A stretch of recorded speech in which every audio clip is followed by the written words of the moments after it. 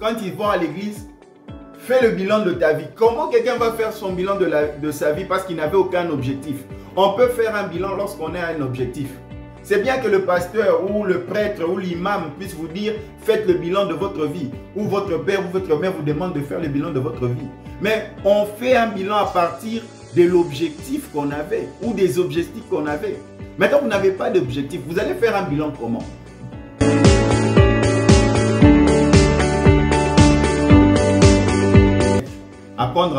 C'est comme ça que j'apprendrai à entrer en contact avec les ambassades, avec les structures internationales.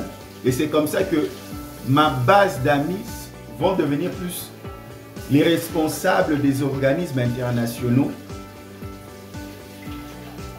que mes frères et sœurs congolais de l'époque. Donc j'avais la facilité d'avoir des projets payants grâce à des amis étrangers que mes propres frères congolais. Et la preuve, je suis ici dans ce pays, aux États-Unis, où je continue mes projets.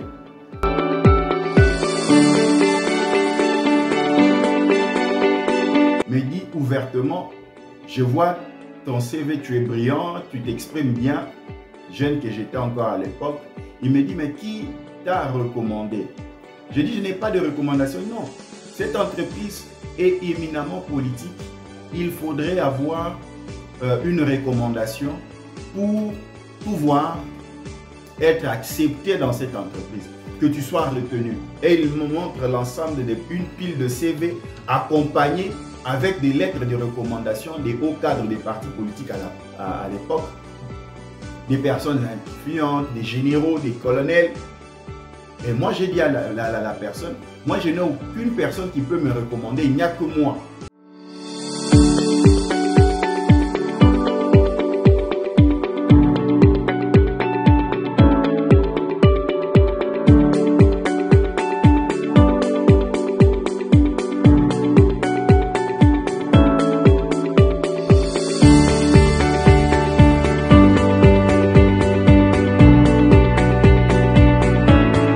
Cet échange est basé sur mon expérience personnelle et des expériences des autres. Mais je m'appuierai plus par des exemples qui viennent de ma propre vie. Parce que la plus belle femme du monde ne peut que donner ce qu'elle a. C'est bien de parler d'autres documents, c'est bien de parler d'autres personnes qui ont réussi, mais c'est encore mieux de pouvoir donner des exemples à partir de sa propre vie. Parce que si tu n'as jamais eu d'expérience dans ta propre vie, tu ne sauras pas partager la théorie que tu as aux autres. Parce que une théorie sans pratique par rapport aux exemples est une théorie stérile. Mais par contre, une pratique qui n'est pas orientée à une théorie est une pratique aveugle. Je termine les études en économie, quoique brillant. Je me dis, je vais directement trouver de l'emploi, me jeter dans le monde de l'emploi, trouver une banque, ainsi de suite, parce qu'on a fini en tant qu'économiste. Mais on est buté à un certain problème parce que nous sommes dans un milieu où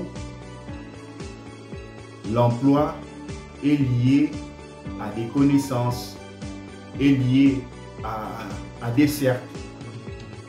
Et qu'est-ce qui fait?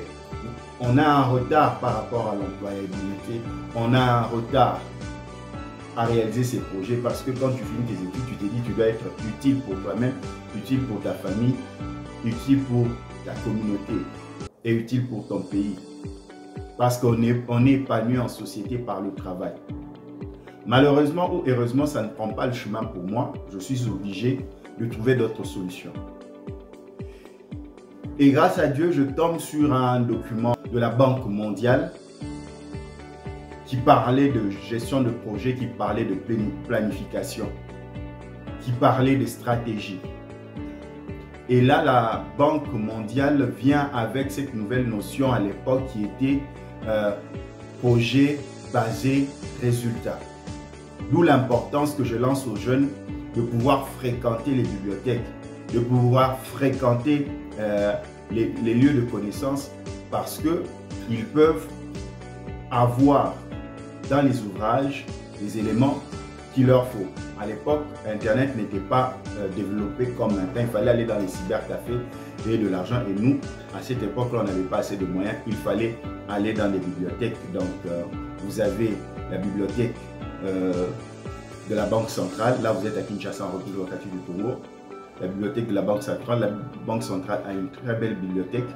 Vous avez Karibouni, vous avez CD Surk et vous avez aussi sur l'avenue de la justice, pour ceux qui savent, en face du ministère de la Santé, le secrétaire général du ministère de la Santé, il y avait une bibliothèque juste voisine à la Croix-Rouge de la République démocratique du Congo. Et c'est là que je tombe sur ce document qui va changer ma façon de voir les choses, qui va me donner la nouvelle orientation que j'ai aujourd'hui, le Symphorien Katende, que vous avez présentement là.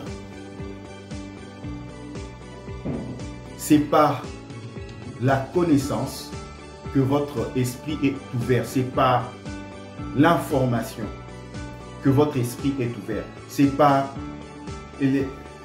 l'acquisition de nouvelles connaissances que l'on change sa manière de voir les choses.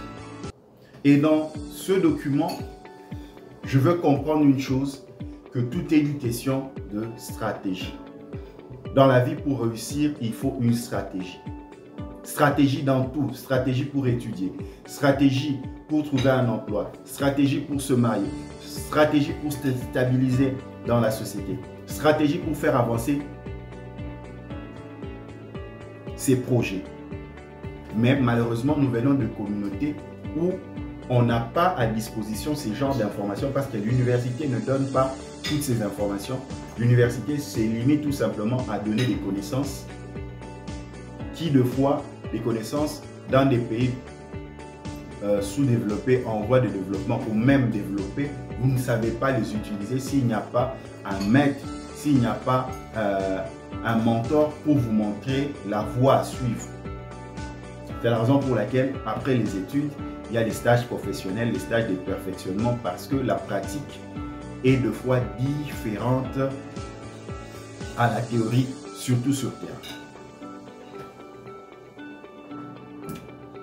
Et dans ce document, la toute première chose que je veux comprendre, que pour réussir dans ces projets, pour réussir dans tout ce que l'on prévoit dans la vie, il faut planifier son année. Parce que l'existence d'un être humain, c'est fait par rapport à une époque, par rapport à un espace bien défini. Espace-temps, c'est très important. Et dans cet élément, nous allons parler comment planifier son année, qui est l'élément premier pour tous ceux qui veulent réussir, pour tous ceux qui pensent se challenger et aller de l'avant. Quand je tombe sur ces documents, je me dis, ah bon, donc pour réussir, il faut planifier son année. Nous avons tourné le dos, dit au revoir à 2022 et maintenant nous sommes en 2023. Par rapport à ton année, comment tu définis ton année par rapport à la réussite? Tu ne peux pas exister au cours d'une année de manière fortuite comme ça. Non, il faut définir un plan d'existence de cette année. Et moi, pour y arriver, j'ai trouvé une astuce.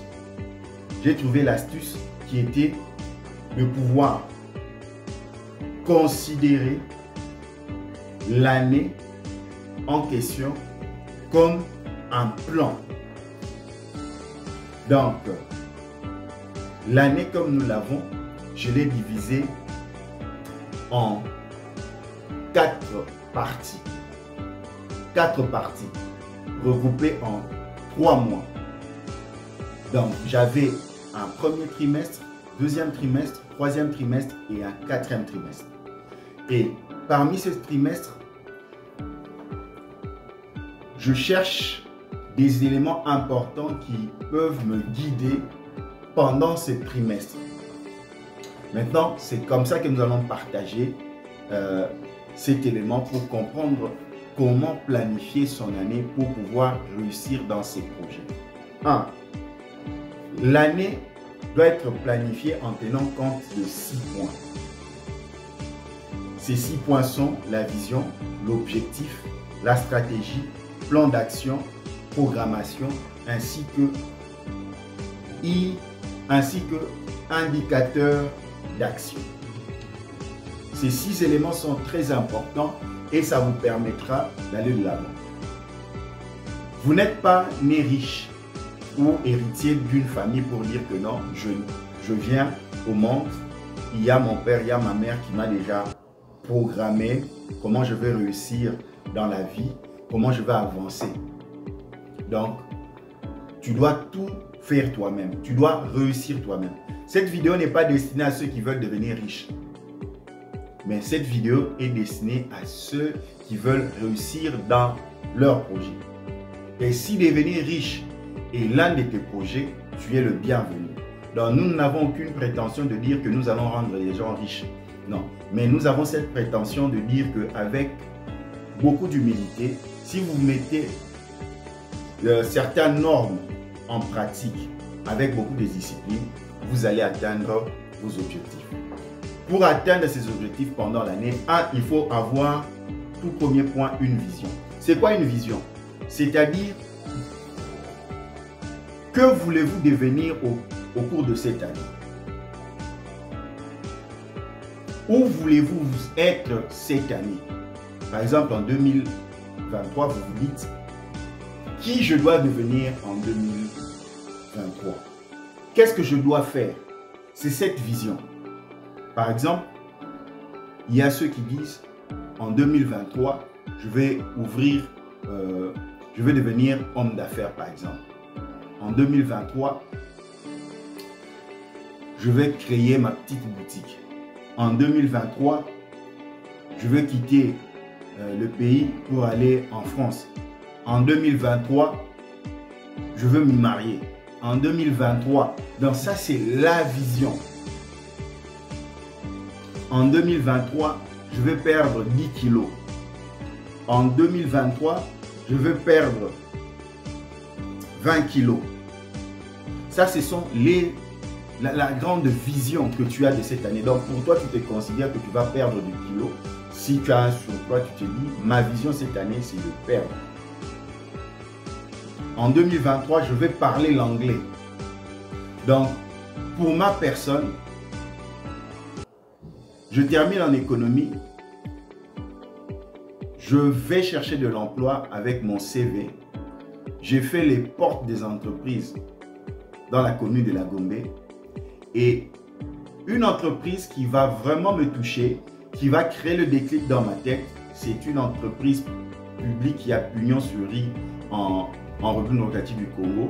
Et j'arrive, la personne qui accueille les CV me dit ouvertement, je vois ton CV, tu es brillant, tu t'exprimes bien, jeune que j'étais encore à l'époque. Il me dit, mais qui t'a recommandé? Je dis, je n'ai pas de recommandation. Non, cette entreprise est éminemment politique. Il faudrait avoir une recommandation pour pouvoir être accepté dans cette entreprise, que tu sois retenu. Et il me montre l'ensemble d'une pile de CV accompagnés avec des lettres de recommandation des hauts cadres des partis politiques à l'époque, des personnes influentes, des généraux, des colonels.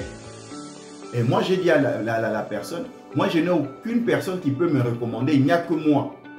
Il y a, désolé, vraiment, je me plains pour toi, mais Dieu va t'aider, mais sans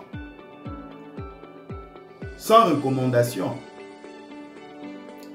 tu n'as pas de chance. Et la preuve, nos entreprises ne font jamais d'offres d'emploi, d'appels d'emploi. Non, non.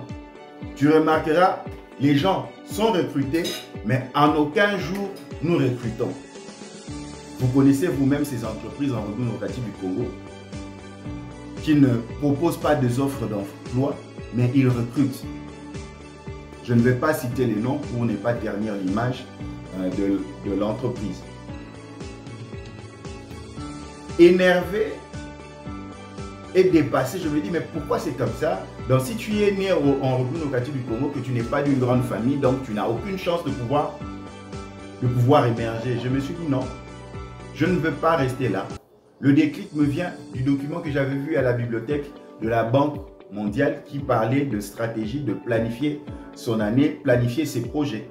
Et je veux rentrer, je veux me dire qui je dois être cette année parce que je suis économiste, je maîtrise l'économie, mais je n'ai pas d'emploi. Mais quand je vais sur Média Congo et je vais devant les structures internationales, je vois des offres d'emploi, mais c'est dans des secteurs que je ne maîtrise pas.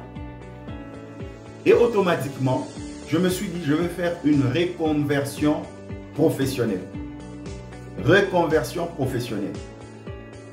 Et c'est bien d'avoir des petites notions, des connaissances en gestion de ressources humaines. Reconversion, c'est vous avez fait un domaine, vous avez appris un domaine A professionnel, mais vous allez dans un domaine B, mais en sachant que les connaissances de la première filière vous serviront dans la nouvelle filière professionnelle où vous allez. Et là, la reconversion, je devais les faire dans le domaine humanitaire. Je n'ai pas d'argent pour me faire former dans une structure internationale dans le domaine de gestion de projet. Je me dis, je vais aller dans le stage professionnel. Et c'est comme ça, économiste que j'étais, je vais aller dans le domaine professionnel. Mais il y a un deuxième élément, je dis, oh, mais il y a aussi la communication, je devrais aussi devenir, je dois devenir expert en communication. Quoi de mieux? Le journalisme. Et je vais aller à la presse écrite, au journal Étoile de la Nation. À la Croix-Rouge de la République démocratique du Congo, je vais déposer ma demande de stage professionnel. Et ça tombait bien, la Croix-Rouge de la RDC était en train de se redynamiser dans tous ces départements. Et il y avait un département organisationnel, qui réorganisait tout. C'était le centre névralgique de la gestion de projets au sein des organismes. La preuve, la Croix-Rouge, après l'État, c'est la première structure qui a tous les données socio-humanitaires de la RDC, dont elle est représentée dans tout le coin de la République démocratique du Congo à travers ces volontaires que vous voyez habillés en kaki. Et moi, je vais tomber dans ce département-là où, par l'aide de Dieu, je vais apprendre les béabas du début jusqu'à la fin dans l'initiation du projet jusqu'à l'application du projet sur terrain auprès des bénéficiaires finaux. Et pour la presse, j'ai un ami à l'époque qui était en train de me coiffer, Dan Ndombe, le fils de Pierre Ndombe, paix à son âme, un grand journaliste, qui est passé par Elima, ainsi de suite, parmi les ténors de la presse écrite en République démocratique du Congo. Son fils va me proposer d'aller travailler avec son père, où je vais apprendre le béaba du journalisme. Et à l'époque, il faut le savoir, je commence en tant que agent de saisie, licencié en économie, mais tu vas dans la presse écrite, tu commences comme agent de saisie. C'est important quand tu mets en place une vision de commencer au niveau le plus faible pour avoir une croissance. Et ce poste-là m'avait permis d'être en contact avec tous les journalistes, tous les desks, politiques, économiques, sociales, faits divers, musique, ainsi de suite. C'est comme ça qu'avant de passer à la télévision, je vais maîtriser les béabas de la presse écrite, parce que la presse écrite, c'est l'âme de la presse. Et ma vision, ma nouvelle vision était de devenir journaliste expert en communication et expert en gestion de projet. C'est comme ça ma démarche cette année-là était d'aller frapper aux portes des structures qui pouvaient me permettre de devenir journaliste professionnel et de devenir expert en gestion de projets socio-humanitaires professionnels. Quand vous avez la vision, vous avez votre vision, vous saurez comment évoluer tout au long de l'année. Il y a le deuxième point, objectif, c'est-à-dire à identifier les cibles à atteindre selon la vision que l'on a adoptée. J'ai une vision, je vais me reconvertir. Quel est l'objectif? L'objectif est d'être formé en journalisme et gestion de projet. Ou la Croix-Rouge de la République démocratique du Congo, ou l'Étoile de la Nation. Quand vous avez cet objectif, votre objectif doit être quantifiable et mesurable. Donc, vous pouvez mesurer votre objectif. Vous vous dites, d'ici la fin de l'année 2023, j'aurai les bases de l'anglais. D'ici la fin de l'année 2023, dans ma boutique d'habillement, je vais atteindre un chiffre d'affaires de 10 000 $. Donc, quand vous avez ces objectifs-là, ça vous permettra de mesurer si vous approchez de l'objectif ou pas. Et ça vous permettra de pouvoir recadrer les tirs pour savoir que soit l'objectif que vous avez choisi n'était pas bon, soit l'objectif est bon, mais il faut retoucher certains paramètres. Donc, moi, en tant que jeune à l'époque, n'ayant pas la capacité de trouver de l'emploi, je me suis recadré. Je suis allé dans la reconversion. Et quand je suis allé dans la reconversion avec cet objectif, c'est là où je vais aller me faire des amis. Mon premier ami que vous avez, Thierry Desmond, qui est le représentant payé à l'époque de la Croix-Rouge de Belgique, où les plus grandes portes dans le domaine de la gestion de projet vont m'être ouvertes. Vous savez, quand vous faites un bon choix, vous remarquerez, même les étoiles vont se disposer de telle manière que vous puissiez atteindre votre objectif. C'est comme ça que je vais entrer en contact avec, c'est comme ça que j'apprendrai à entrer en contact avec les ambassades, avec les structures internationales. Et c'est comme ça que ma base d'amis vont devenir plus les responsables des organismes internationaux que mes frères et sœurs congolais de l'époque. Donc j'avais la facilité d'avoir des projets payants grâce à des amis étrangers que mes propres frères congolais. Et la preuve, je suis ici dans ce pays, aux États-Unis, où je continue mes projets. Parce que ma base du domaine humanitaire international, parce que j'ai dû me reconvertir, m'a permis de m'accompagner jusqu'ici aux États-Unis d'Amérique. Lorsque vous êtes face à un défi, il faut directement mettre en marche votre réflexion. Quel est le choix que je fais maintenant? Et cela est fait au cours d'une année. Quand vous terminez cela, vous avez plan d'action. C'est-à-dire, le troisième point, plan d'action, c'est arriver à retranscrire en détail les actions à mener pour atteindre les objectifs définis selon sa vision. Là maintenant, vous écrivez. Donc, vous avez votre vision. Vision, c'est aller acheter de la marchandise en Turquie. Aller acheter des marchandises en Turquie. Je dois aller acheter des marchandises, des vêtements pour femmes en Turquie. Ça, c'est votre vision pour 2023. Et vous arrivez au niveau, la vision, vous arrivez à l'objectif. À l'objectif, vous vous dites, d'ici la fin de l'année 2023, grâce à la vente des vêtements pour dames achetés en Turquie, je dois atteindre un chiffre d'affaires de 10 000 $. Ça, c'est votre objectif. Donc, à la fin de l'année, Donc votre objectif, votre idéal est de savoir que vous avez atteint plus ou moins 10 000 $. Et plan d'action, là maintenant vous écrivez en détail l'opérationnalisation sur le terrain. Comment vous allez aller acheter ces habits? 1. Qu'est-ce qu'il vous faut pour vous rendre en Turquie? Qu'est-ce qu'il vous faut pour ouvrir une boutique de vente d'habillement?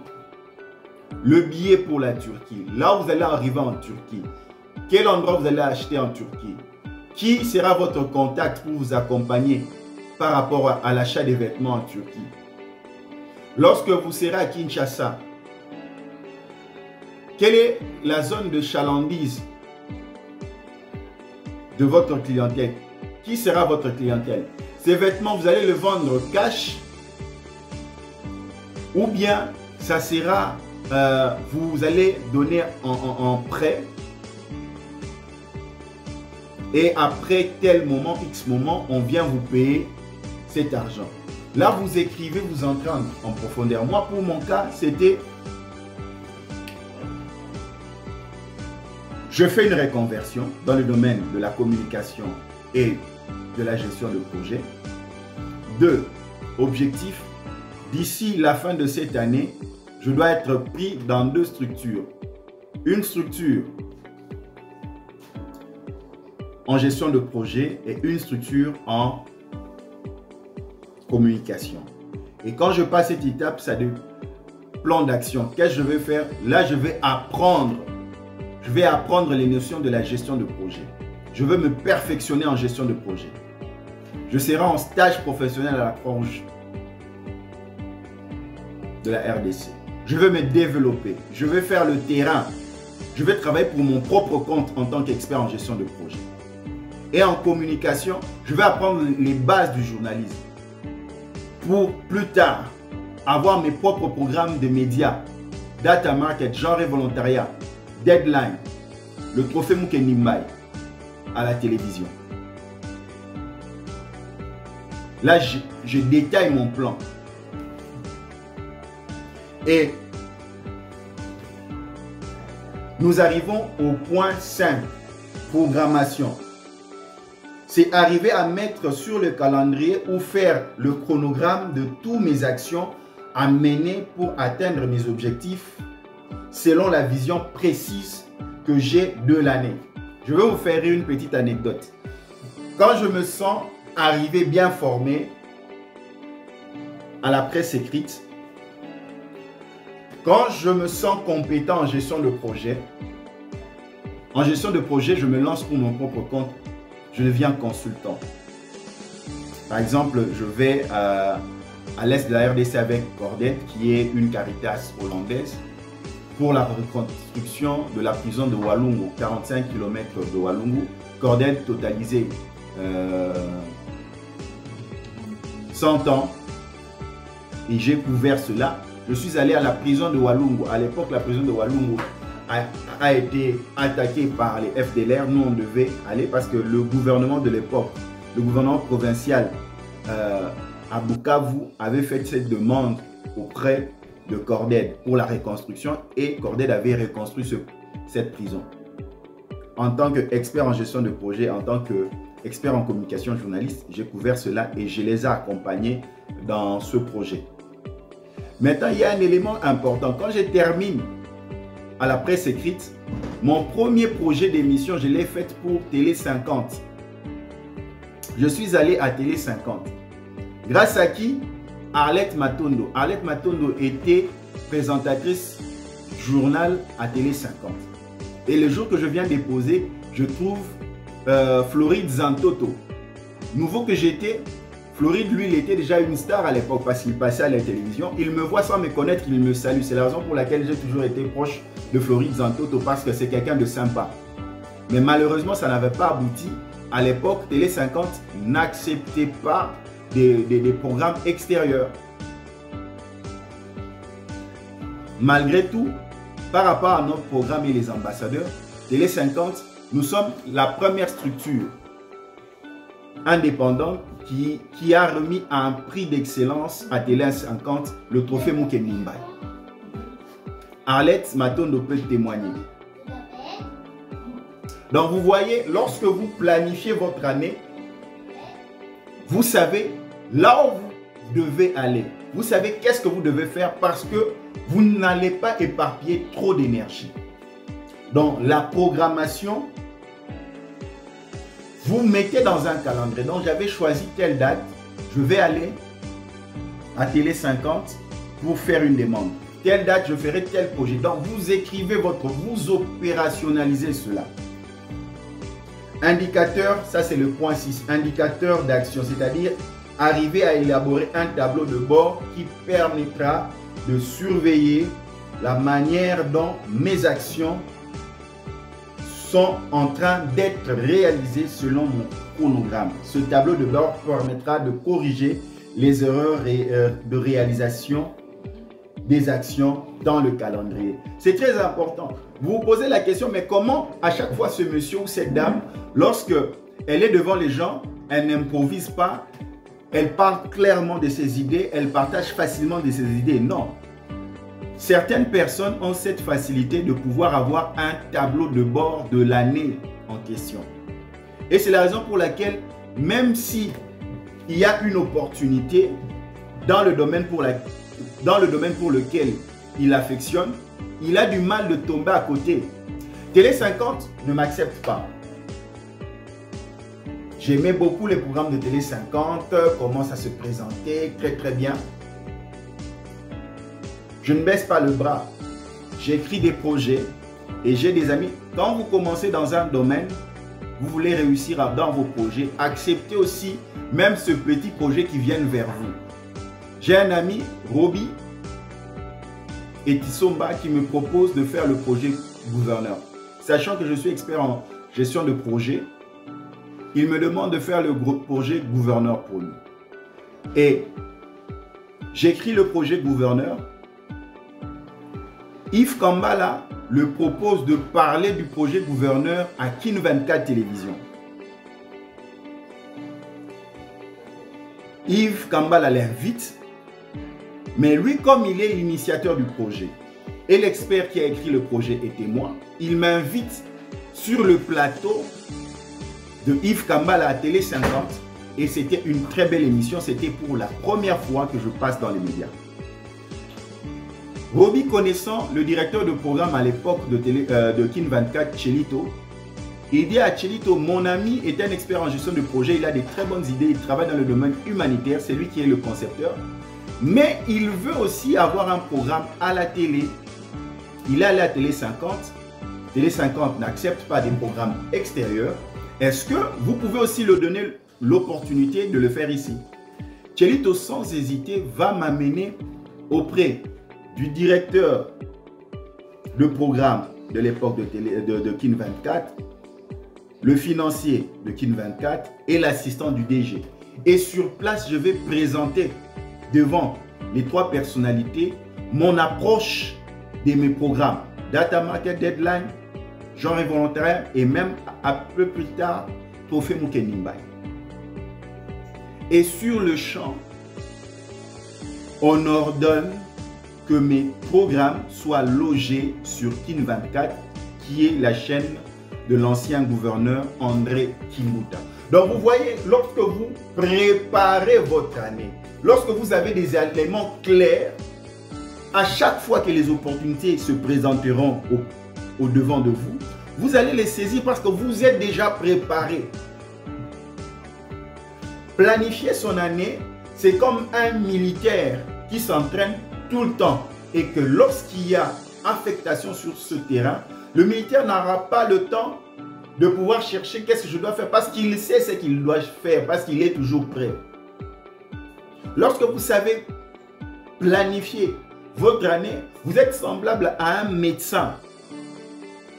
Le médecin se prépare tout au long de l'année et lorsqu'il est en face d'un patient, selon son expertise, il sait comment intervenir. Vous n'êtes pas l'enfant d'un héritier. Vous n'êtes pas un digne héritier. Vous n'êtes pas l'enfant d'un grand politicien ou un grand homme d'affaires. Vous êtes cette personne lambda normale, vous avez le droit de réussir. J'ai donné des formations à Kinshasa, à des orphelins, à des femmes veuves. J'ai donné des formations même aux enfants de la rue, que ce soit en Lingala. Et à chaque fois, je leur disais ceci, c'est légitime de pouvoir projeter des grandes choses pour votre vie. C'est légitime. Et même toi qui me suis, c'est légitime de pouvoir projeter que je serai président de la République, que je serai député national. C'est légitime. C'est votre vision. Maintenant, pour réussir cette vision, il faut la planifier pendant l'année. Parce que notre existence est définie selon les années. Si tu planifies ton année, l'année est un ensemble de 12 mois. Vous remarquerez que ces 12 mois ne sera pas passé inaperçu. Un mois est un ensemble de jours. Vous allez remarquer la manière dont d'exploiter vos jours ne passeront pas inaperçus. Un jour est un ensemble d'heures. Vous allez remarquer que vous n'allez pas exploiter inutilement vos heures. Vous comprenez, c'est très important. Beaucoup de gens se disent, quand ils vont à l'église, fais le bilan de ta vie. Comment quelqu'un va faire son bilan de sa vie parce qu'il n'avait aucun objectif? On peut faire un bilan lorsqu'on a un objectif. C'est bien que le pasteur ou le prêtre ou l'imam puisse vous dire, faites le bilan de votre vie. Ou votre père ou votre mère vous demande de faire le bilan de votre vie. Mais on fait un bilan à partir de l'objectif qu'on avait ou des objectifs qu'on avait. Maintenant, vous n'avez pas d'objectif. Vous allez faire un bilan comment? Très jeune, j'ai su définir ma vie.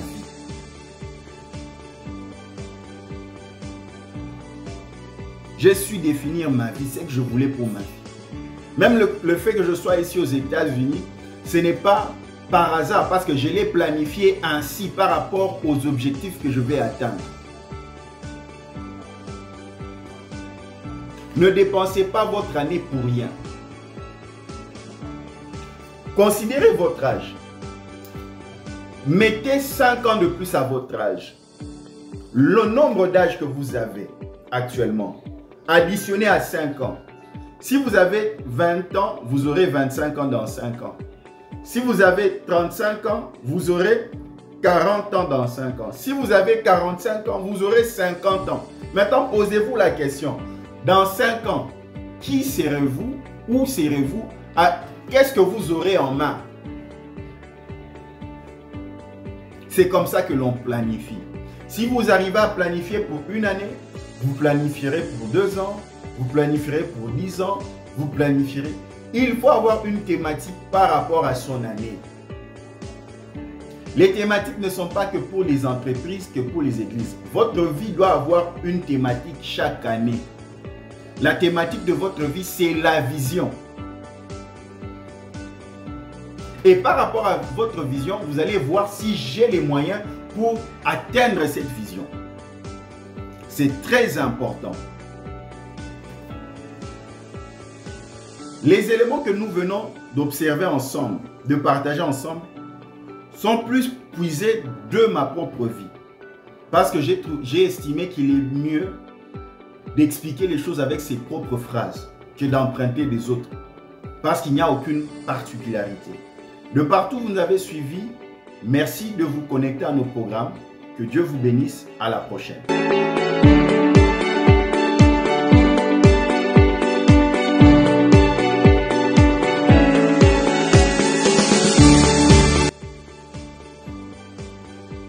Beaucoup de gens se disent, quand ils vont à l'église, fais le bilan de ta vie. Comment quelqu'un va faire son bilan de sa vie parce qu'il n'avait aucun objectif?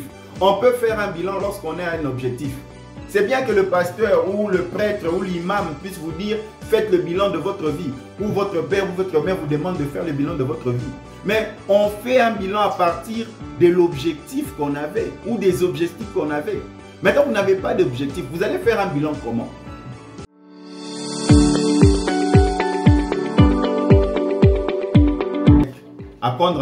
C'est comme ça que j'apprendrai à entrer en contact avec les ambassades, avec les structures internationales. Et c'est comme ça que ma base d'amis vont devenir plus les responsables des organismes internationaux que mes frères et sœurs congolais de l'époque. Donc j'avais la facilité d'avoir des projets payants grâce à des amis étrangers que mes propres frères congolais. Et la preuve, je suis ici dans ce pays, aux États-Unis, où je continue mes projets.